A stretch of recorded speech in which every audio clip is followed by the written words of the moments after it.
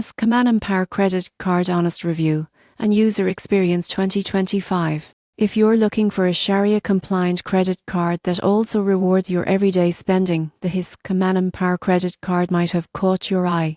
But how does it really perform in 2025? Here's my honest review and experience. The first thing that stands out is its ethical foundation. Since it's based on Islamic finance principles, there's no interest instead. It operates on a ijara, or service fee model. That alone makes it appealing to users who value transparent, faith-based banking. In terms of benefits, HSBC has done a great job.